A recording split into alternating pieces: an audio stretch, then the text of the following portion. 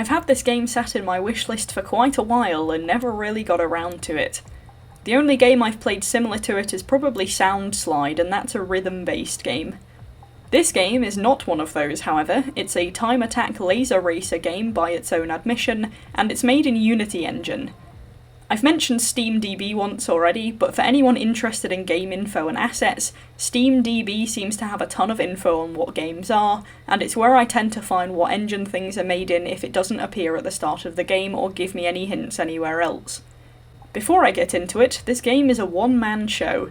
It's made by Kyle Rodgers, who has his own website, which I'll link below, for hosting his own games, and who has put his first name in the nickname hole between his first and last name for some reason.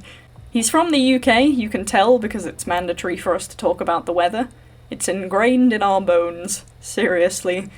If you look at my femur after I die, it'll say, "It's a bit cloudy out, isn't it?" on it. It's a game that downloads quickly and doesn't mess around, giving you your menu straight away. It's got settings in the bottom left corner for resolution, full screen, music and sound effects, and an auto-fire toggle, which I didn't understand at the time, so figured I'd come back to it. That's about it, other than the exit button, so the other choice is just to scroll through the levels. There are 6 available: Wheel, Sunset, Wrapped, Cascade, Twister, and Oblivion. There are 3 stars and a time counter underneath each level name to tell you exactly what you're here for, and you can see an image of what your track is going to look like in the background. I should mention that my toolbar remained active over the game the entire time, so the recording shows you everything, but bear in mind that I was missing probably the bottom centimetre of the screen whilst I was playing. Yes, I had it in full screen, it didn't care, it hid behind the toolbar. So I pressed play and trial by fired my way through the controls. It's A and D to left and right, and left mouse to control your laser beam. You have to dodge the black blocks, shoot the pink plus blocks for a boost, and hit the green diamonds for a jump forwards. And you do all of it to get the fastest time. This little bar that you can see at the bottom shows your max you can gain from the boosts. I couldn't see this due to Toolbar, but I noticed it when I had a look at the Steam page a little while after playing and seeing it in the gameplay video there. Luckily, this bar is also supported by audio cues as to when your bar is getting full, since you get boops of different pitch depending on how full the bar is when you shoot a boost, and it caps when you reach max speed. If you take too long of a break between shooting blocks, you lose your boost streak and lose speed. So depending on how many blocks the game offers you, you might have to pause or delay breaking some of them to make the boost last until some new boosts spawn in. My first run of Wheel was the controls trial, but since they're easy, I then decided to do a run on each level to set a base score and see how hard they really were. My first set score for Wheel, when I tried it properly, was 145.61, which got me 1 star. Not too bad, I thought. Wheel is, as it says on the tin, it's an upward sloping curved course which gives you a long distance view of what's coming before it gets to you. I then decided to switch the laser to manual, meaning instead of it being on permanently, I had to left click to fire it. You'll notice I use it in manual for most of the rest of the game. I found it a lot easier this way. On some levels it seemed auto might be more helpful to not give me finger ache from holding left mouse all the time, but in some levels the auto wasn't as helpful because you had a super long range to be able to hit blocks, and, like I said before about rationing blocks, you actively had to aim away from those blocks to avoid hitting them too soon with the auto laser, whereas with manual you could still track them but they wouldn't break until you clicked. It gave you more ability to control your speed and pick and choose which blocks to break and when. Plus I found it helped me aim better, not sure why. Another point is that when it's on auto you don't get any audio feedback from the laser firing. You get a noise when you click on manual, whereas on auto the laser is silent, which again might have been why it felt more comfortable because I was relying heavily on audio for successful runs in some cases. I then tried Sunset. It's a flatter course but has bends, which was quite hard to adjust to since I had less time to react and it made it much harder to line myself up with the holes I had to get myself through. There are no green diamonds in this level, but there are now obstructive blocks that go out of their way to move smack bang in front of you. If you're going fast enough, strafing can get you out of their way pretty easily, but if you're going slowly, i.e. if you hit the first of 3 of them, you then have to perform some quick slips to stand any chance of getting around them. Makes me feel like a basketball player, except I'm the victim of the disrespect. Defense and he scores. My goodness. He scores. My first run of Sunset, I got 136.98, which got me a star, so I moved on to the next. Wrapped is a tilted course too, but instead of being upward tilted the whole time like Wheel, it does flatten and even have downward tilt, meaning you have to adjust to long and short range reaction, as well as a bit of side tilt to play with your perspective lining yourself up. This one has sliding blocks, but these ones don't home in on you like the others do, so if you hit them, you can't get mad about it. I finished this run in 138.93, which got me 2 stars, not too bad for my first try. Next up was Cascade. This was a significantly longer level. Similar to Sunset, it's mostly flat with some very minor tilting, and heavily short-range reaction, but it also has the green diamonds like Wheel to boost you along. I finished it in 159.30, which got me 2 stars also. Twister was the next one, and true to its name, it was bendy in pretty much every direction. Plus the obstruction blocks were back to remind me that I'm bad at dodging. This was a pretty short level though, and even though my play was shocking, I got 114.45, which gave me a star. Oblivion is the final level. It's a very downward tilted and reactionary level, which made it quite difficult since there wasn't a hint of what was coming at any point really. So quite often I found myself getting caught out by black blocks that came right behind pink blocks, since the perspective meant I couldn't see that they were there until I broke the pink block, and by then I didn't have too much time to avoid. The level also was pretty long, and I finished it in 2:18.81, which gave me 1 star. This was the point at which I checked the store page, and I also saw this game has VR support. On the store page videos, the VR shows 2 lasers to destroy blocks with, which seems kind of cheaty, but it also looks to be in first-person view, which I imagine is quite a lot harder, so compromise, I guess. I was looking for any sign this game is procedurally generated. It doesn't say that it is, however that leads me to the first point I'll make about the game criticism-wise. This game is obviously a high score hunter, but every track is not the same. Now I've touched this point before in other games, this has some pros and cons. The cons are that you could easily struggle to reach a high score because you get shafted by a bad combination of obstacles in a row, or because the game gives you obstacles that provide very few boosts as part of them.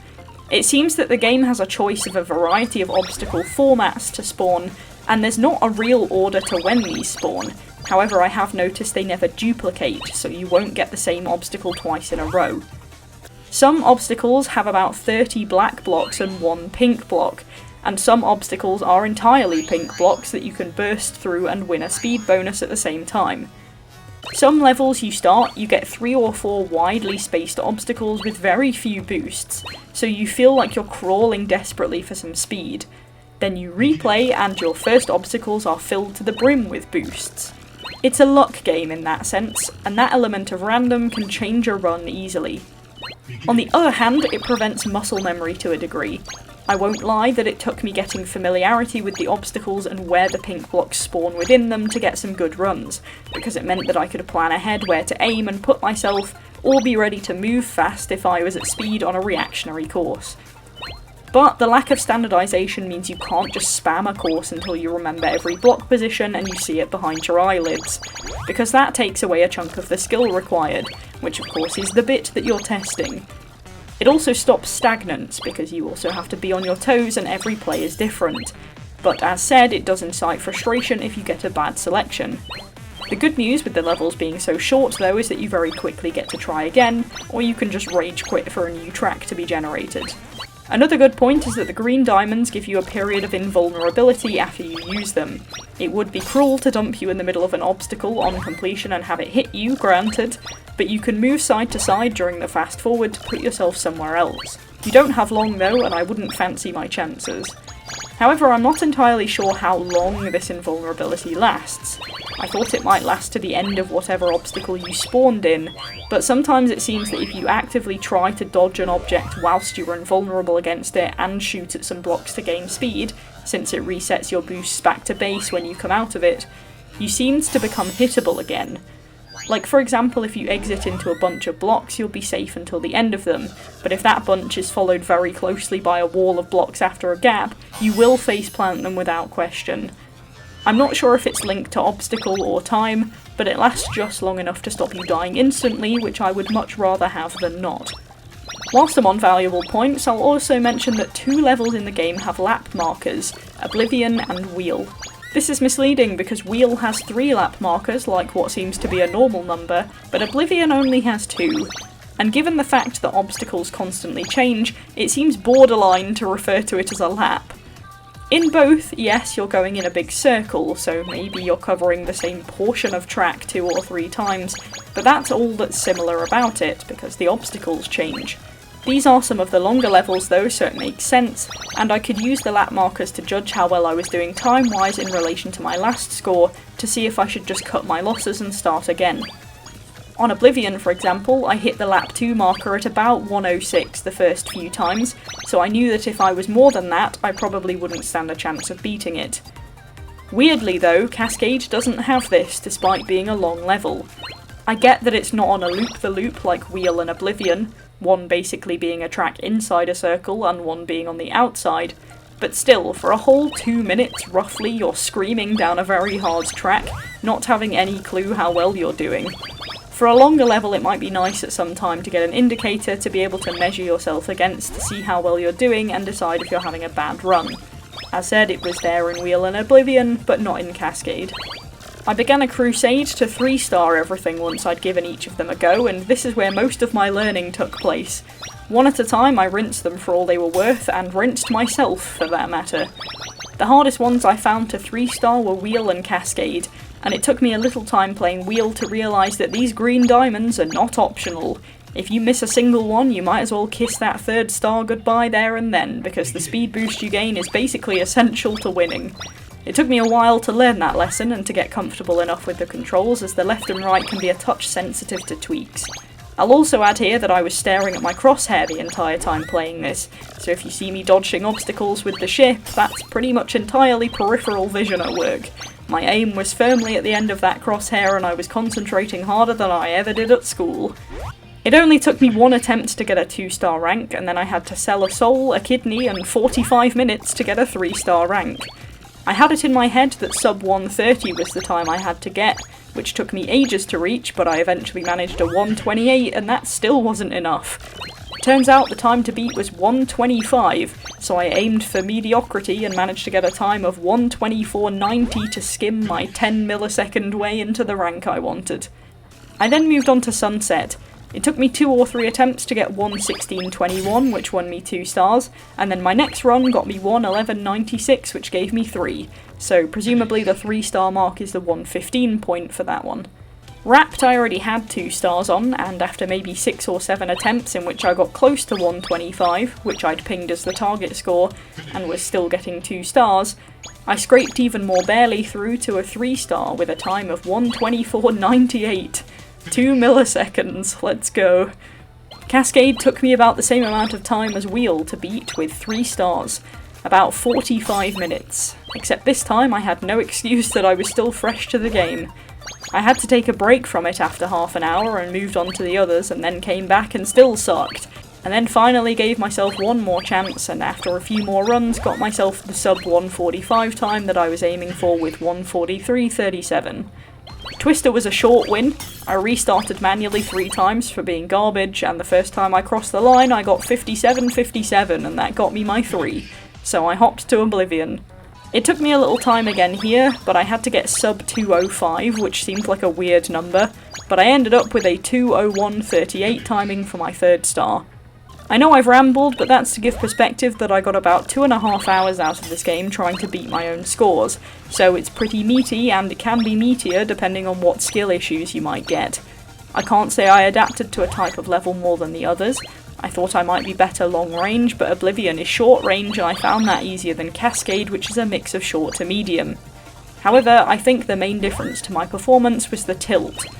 The upward or downward curvature and the reaction time it gave was one thing, but the tilt of the course had several implications. Firstly, as I said before, it was harder to line yourself up. Gaps are coming at you round a bend, and it's hard to see if you're in the right line to go through them. The 3/4 view as they approach, particularly on Cascade, means that you can't see where the gaps are sometimes, as you just see walls of black blocks. so you can't really see the pink blocks within the structure as well unless they're right at the front or until they become straight on with you. Your laser can't shoot through the black blocks or the diamonds, so if you're at an angle, you have a smaller window through which to shoot boosts. Unlike levels where the course bends up, you get a long-range top-down shot at the oncoming blocks. Or with some tilted ones, you can hit pink blocks that are behind black blocks because they're higher than them on the approach. The game does help you with at least some of this though. It took me a while to get used to using it and I had to get familiar with the obstacle shapes first, but the track has lines on it. So for example, if you get used to a formation having a gap straight down the middle, you can line yourself up with the central guideline as it approaches to guarantee a safe transit, even if it doesn't really look like you're lined up at the time. Of course, I didn't memorise all of these, but sometimes I was tempted to adjust left or right depending on how something came at me, but I had to take confidence in the guidelines because they usually kept me on the right track.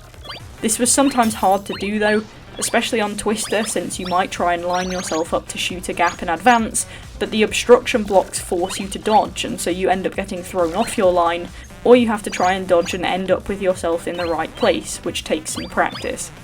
In general, the game is a great test of skill and perception, and at times reflexes. You have to switch your focus to the long range to hit boosts accurately and set your position for what's coming, whilst also keeping enough control over your ship at the bottom of the screen if you do need to dodge a shorter range obstacle before that thing gets to you. Or, alternatively, for the short range levels, you have to focus on hitting enough blocks to keep up your speed without getting caught out by a block directly in front of you, whether it's there or whether it moves there on purpose to screw you over. Sometimes obstacles have clear gaps but have pink blocks either side embedded in the black block rows. You can choose to ignore them, but if you do, you lose speed and therefore lose time. But if you point your laser sideways to hit them, you have to be aware you're about to go faster, and if the next obstacle is a wall of pink blocks that you have to shoot through, you have to be ready to swing that laser straight ahead and clear your way. That snap adjustment and the wide aiming of the laser becomes the more challenging part for some levels, whilst the dodging with your ship takes a back seat. Some levels require both to be pretty spot on, and levels like Cascade and Oblivion pretty much demand a perfect run with consistently high speed for you to get a 3-star score. You can take maybe 1 or 2 hits and still get a decent score, but you definitely can't miss a diamond, and if you miss too many boosts you won't be able to pull back that time you desperately need. This keeps the game interesting as the challenge persists but for different reasons, and that altering of focus, the separate function of your left and right hands to move and aim in different places, but also work together, is a great test of skill. The art is pretty simple, there are mild varieties in backgrounds, but they're very simplistic, but they don't need to be more than that because I honestly wasn't looking at them for most of it. The courses are distinguishable in design, and the obstacles being neon makes them very easy to pick out to the dark track. The tracks have different colours and the soundtracks mostly match the levels, but if they don't, the level title usually matches the track design instead, in the case of Wrapped and Twister. The music is good, EDM style, some with lyrics and some without, and not distracting if you're trying to focus. The laser firing, shattering block and broken block animations are all simple shapes being dispersed, but they all have the effect that they need to. Your turret is mostly shadow with neon outline, but again does exactly what it needs with what it has. The sound effects are good, and if you hit a block the music becomes muted as well as the smashing noise, which really drives home that you've made a mistake. This game seems to be the most complex of the games Kyle has made, but I'll give props, it's a pretty good one. Fun to kill some time and challenge yourself. Unfortunately, once you've managed to get over your own skill issues, the replayability depletes quite a lot. You could chip into your times further, but there's no real benefit to that, or if you want you could just enjoy the tracks and the music, but they are pretty short too. I'd suggest maybe an online leaderboard for that reason, and to keep the challenge alive. However, that would have the same issues that the score beating has in single player, with the random tracks potentially making a big difference to scores. But as said, with something like this it's pretty unavoidable if you don't want to risk muscle memory and repeats being the cause for winning. It's a simple, sturdy and effective game, fun and fast, and a good test of skill and concentration, so I will give Astral Slider an 8.5 out of 10.